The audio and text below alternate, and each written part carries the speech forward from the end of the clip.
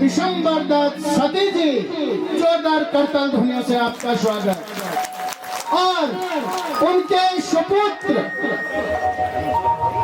नितिन सती, माननीय श्री नितिन सती जी, एक बार करताल ध्वनि से उनका स्वागत। और नैनी देवी द्वारा यात्रा को संपन्न कराने वाले एक ऐसे व्यक्तित्व के धनी जिन्होंने सुख में, दुख में, आपत्ति में, विपत्ति में सारी देवरा यात्रा का कुशल संचालन किया और आपके संचालन में कहीं कोई त्रुटि नहीं रही, ऐसे महापुरुष माननीय अध्यक्ष नैनी देवी सेवा समिति के श्री दिवाकर डिमरी जी और नैनी देवी द्वारा यात्रा को घर घर तक पहुंचाने का जिन्होंने कार्य किया और अपनी सांस्कृतिक समिति के सम्मानित अध्यक्ष माननीय श्री भूपेंद्र सिंह नेगी जी, सेवा समिति के कहाँ क्या भेंट हुई, कहाँ कितनी भेंट हुई, उसका लेखा जोखा भी रखना, साथ में संग्रहण भी करना, ऐसे व्यक्तित्व के धनी अपनी सेवा समिति के सम्मानित कोषाध्यक्ष भाई आनंद सिंह रावत जी और उनके सहयोगी माननीय श्री दलवीर सिंह नेगी जी और श्री नरेश प्रसाद देवरानी जी और अपनी नैनी देवी सेवा समिति के घट उद्भव से लेकर बुनियाद कार्यक्रम तक चलने वाले सभी आगंतुकों का स्वागत करने वाले स्वागत समिति के सम्मानित अध्यक्ष माननीय श्री अरविंद सिंह नेगी जी, जो वर्तमान में हमारे क्षेत्र पंचायत सदस्य भी हैं, और एक ऐसे व्यक्तित्व के धनी जिन्होंने अपनी नैनी देवी सेवा समिति को अपनी सलाह से रूबरू करते रहे, ऐसे व्यक्तित्व के धनी माननीय सेवा समिति के सलाहकार समिति के अध्यक्ष माननीय श्री मथुरा प्रसाद सिलोड़ी जी और अपने समिति के वरिष्ठ संरक्षक माननीय श्री डीपी देवरानी जी, संरक्षक श्री मोहन प्रसाद देवरानी जी, संरक्षक श्रीमान सदानंद रतूड़ी जी और मीडिया से घर घर तक पहुंचाने वाले अपने मीडिया प्रभारी अपना बेटा श्री पौनेश भट्ट जी, अपनी नैनी देवी सेवा समिति में लगे सभी चिनवाले, एर वाले, भंकोरिया, डोनिया, ढोल वादक और गण सम्मानित अपनी नैनी देवी सेवा समिति के जो बालदेव के रूप में अपनी पूजा कर रहे हैं, ऐसे व्यक्तित्व के धनी निरंतर जो पूजा में सहयोग दे रहे हैं, श्री दिवाकर प्रसाद भटियानी जी, श्री कोलानंद भटियानी जी और अपने जंठा वीर के साथ जो निरंतर रूप से चलते आ रहे हैं, श्रीमान चक्रधर प्रसाद भटियानी जी और अपने लाटू और भुयाल देवताओं की निशानों पर चल रहे अपना बीच में भाई सतीश देवरानी जी और पौनेश भट्ट जी और सम्मानित देवरा यात्रा में चलने वाले सभी 50 से 60 जिनकी संख्या है, नाम सबका लेना संभव नहीं होगा, लेकिन उनके प्रयासों को कम नहीं आंका जा सकता है। आज हम इस यात्रा को सफल करने में यदि कामयाब हुए हैं तो अपने चिन्हवालों के कारण ही हुए हैं, जिन्होंने नैनी माता को घर घर में खिलाया, गांव गांव में दौड़ाया।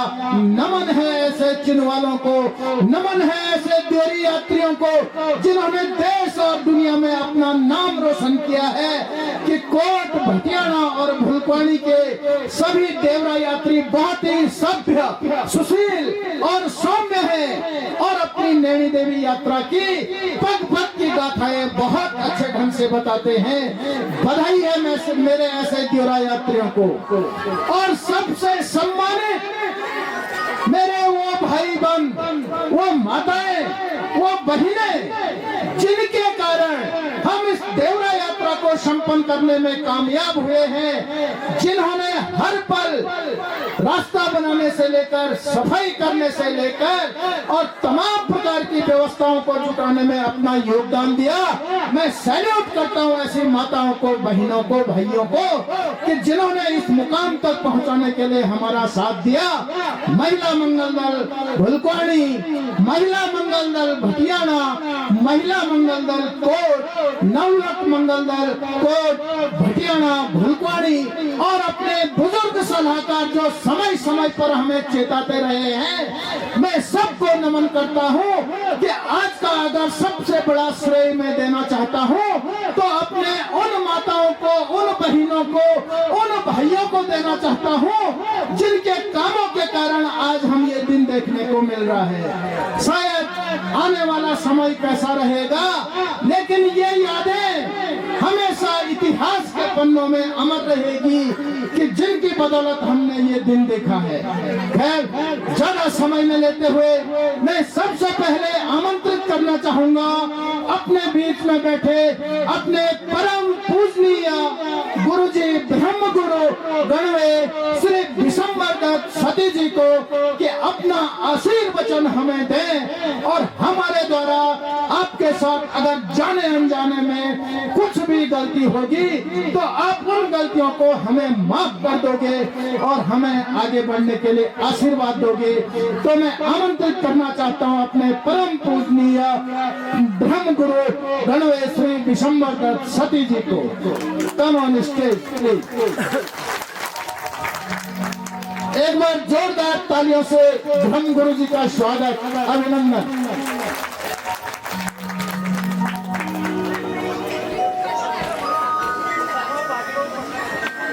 सेंटर में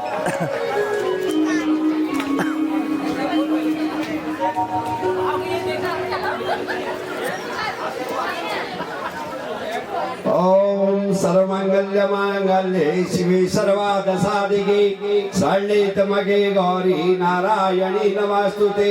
गुरु ब्रह्मा गुरु विष्णु गुरुदेवो महेश्वरः गुरु साक्षात् परम ब्रह्म तस्मै श्री गुरुवे नमः।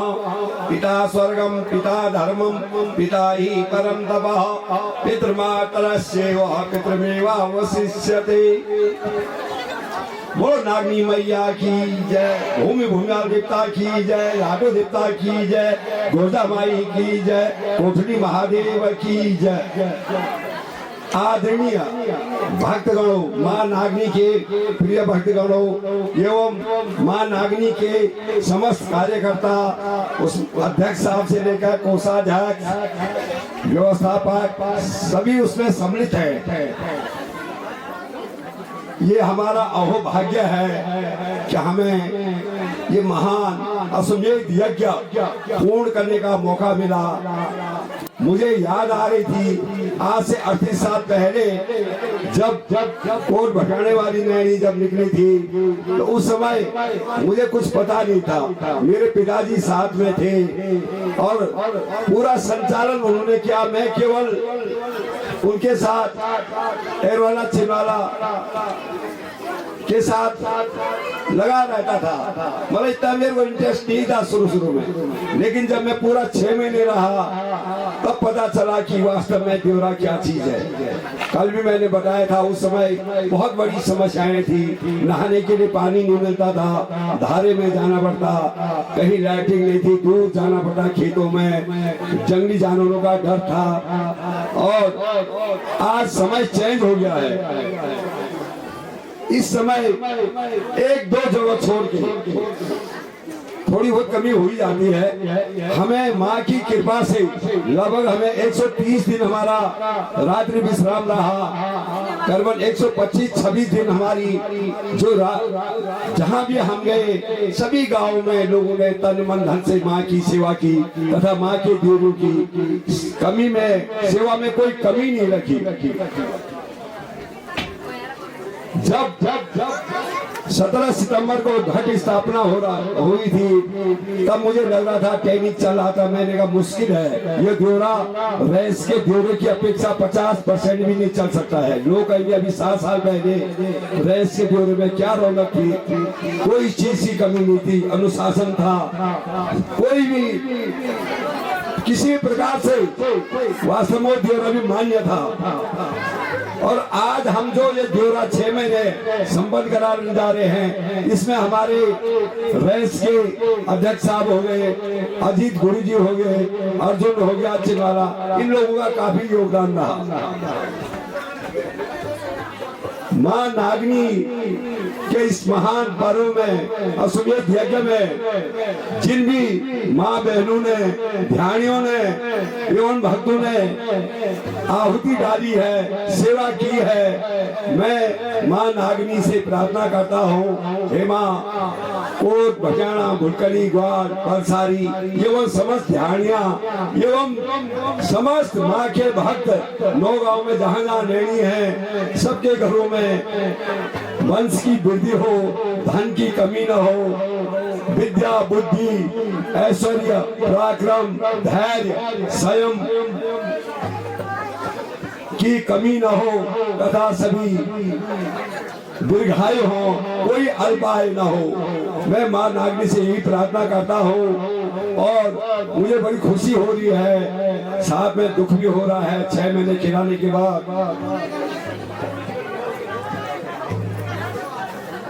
जब लास्ट विदाई का समय आता है तो काफी असहनीय पीड़ा होती है, एरवानों का होता है, चिरवानों का होता है, बाजीगर का होता है, ढोली का होता है, किसी ने कोई कमी नहीं छोड़ी, सब अपने काम में माहिर थे। और तब मिला करके जैसे रात के प्रोग्राम में भी कोई कमी नहीं रही, और जैसे मैं रेस के ब्यौरे की बात कर रहा था, तो आज उस समय मीडिया का उतना प्रचार नहीं था। आज हर कोई हर जगह से मुझे मैसेज आते हैं, फोन आते हैं, कहते हैं वास्तव में मानना पड़ेगा आपका ब्यौरा जो है बड़ी अच्छी प्रकार से चल रहा है और उसमें मतलब कोई कमी नहीं है, लोगों की बधाइयाँ आ रही है, बड़ी खुशी होती है। ये सब हमारे पितरों का आशीर्वाद है। इस मेरे पिताजी ने भी यहीं से ब्यौरा स्टार्ट किया था। मेरे दादा स्वर्गीय रूपीदत्त जी ने उनको यहीं पर पहले सिखाया था। उसके बाद दूसरे ब्यौरे मेरे पिताजी ने, मैंने भी पहला ब्यौरा यही सीखा है। उसके बाद मैं रेस में रहा, बहनों में रहा, सड़कोट में रहा, सिमनी चंडिका में रहा, लेकिन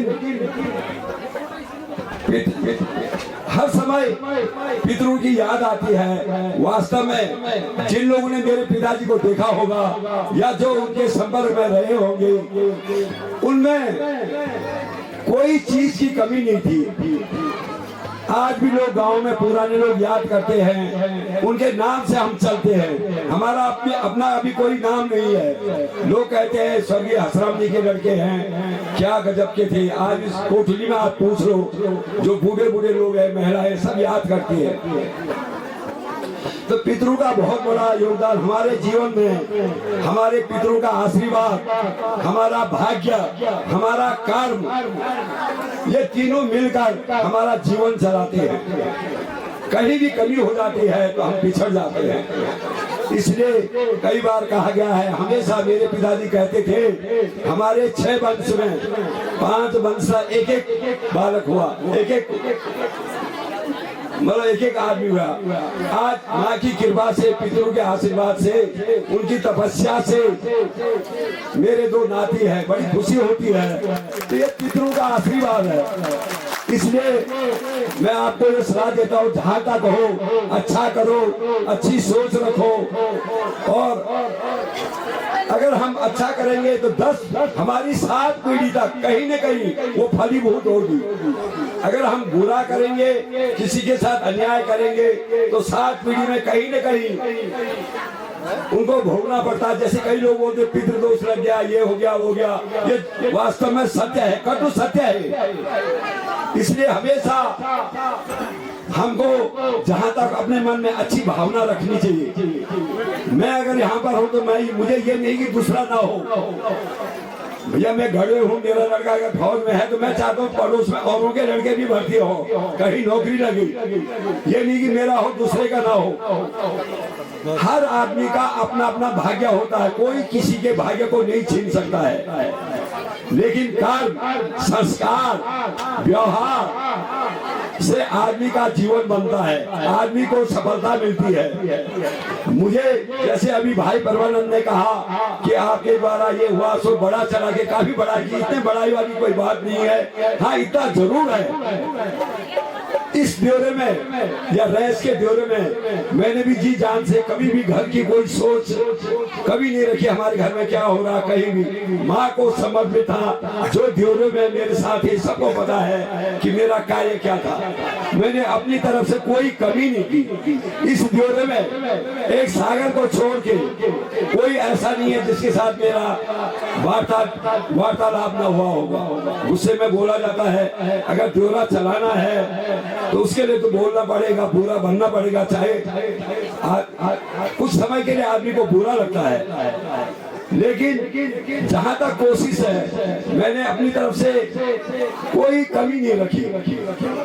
मैं ये नहीं कह बड़ाई वाली कोई बात नहीं है, वो फर्ज भी बनता है। बाकी ब्यौरा ये कहना गलत है कि गणवे के अनुसार ही चलता है। अगर गणवे जो है ठीक है, अगर एर वाला ठीक काम नहीं करते हैं, चिन वाला ठीक से नहीं ले जाते दित्ता को, दास ठीक से बाजा नहीं बजाते हैं, डोनिया अपना काम नहीं करता है, तो समिति वाले अपने काम नहीं करते हैं, तो ब्यौरा नहीं चल सकता है। इसमें सभी का समावेश है, सबने तन मन धन से माँ के ब्यौरे को सफल बनाने में सबका महत्वपूर्ण योगदान रहा। और विशेषकर हमारी ध्यानियों ने, जिन्होंने जहां भी हम गए तन मन धन से इतनी सेवा की, माँ नागनी से मैं प्रार्थना करता हूँ उनके घरों में धन की कमी न रहे, उनके बच्चे में बुद्धि, ऐश्वर्य, पराक्रम, धैर्य, ऐश्वर्य, दीर्घायु प्रदान रहे, सभी लोग फलीभूत रहे। कोट, भटारा, भुलकनी, ग्वाड़, पलसारी एवं जो भी नागनी भक्त हैं नौगांव के या उत्तरी कड़ाकोट के, माँ सभी के तो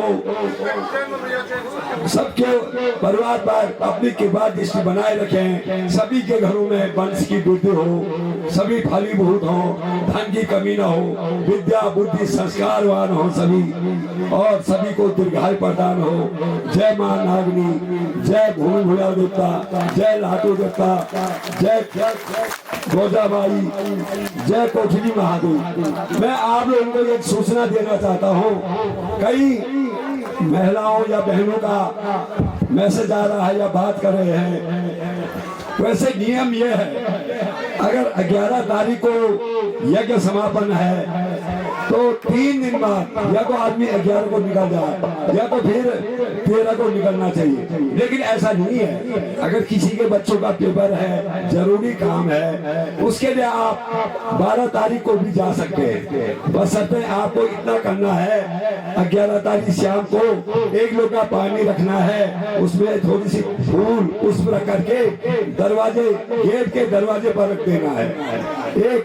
एक अपने कपड़े जो है एक बैग में रख करके अपने घर से आगे दूसरे घर में रख देना है। बाकी और डरने की कोई बात नहीं है। विशेषकर 6 महीने तक इतना जरूर है, ये माँ का महायज्ञ है। विशेषकर कोट, भटाना, भुलकनी, ग्वाड़, इन लोगों पर ये लागू होता है।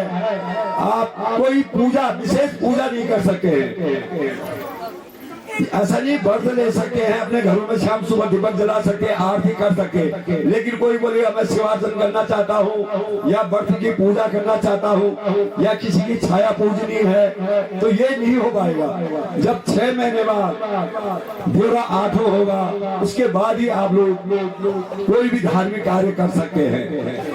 बाकी अगर कहीं जरूरी हो, मैं ये नहीं कहता हूँ, पिछली बार रेंस में किसी की शादी होनी थी और काफी एज हो गई थी, लड़की वाले नहीं मान रहे थे, तो उन्होंने कहा तो बाहर रहते। मैंने कहा ऐसा कुछ नहीं है, अगर बाहर है तो हो सकता है, क्यों नहीं, ऐसा कुछ नहीं है। तो मेरा आपसे यही अनुरोध है, ज्यादा मतलब मन में ज्यादा विचलित नहीं होना कि ये होगा, कुछ नहीं होता है। कई लोग बोलते 2 वाला है, 1 वाला खराब के लिए खराब होता है। ऐसा अगर 6 महीने एर वाले ने माँ की सेवा की तन मन धन से, और उसके बाद अगर उसके लिए खराब होता तो बेकार है हमारा, और ये ब्यौरा निकालना भी बेकार है। मैं माँ से यही प्रार्थना करता हूँ, मेरे सारे कार्यकर्ता, मेरी ध्यानिया, मेरे चारों गांवों में सब सुखी संपन्न रहे, किसी को कोई कष्ट न हो और सब फलीभूत रहे। जय माँ नागनी, जय भूमि भूया देवता, जय लागू देवता। सभी को नमस्कार।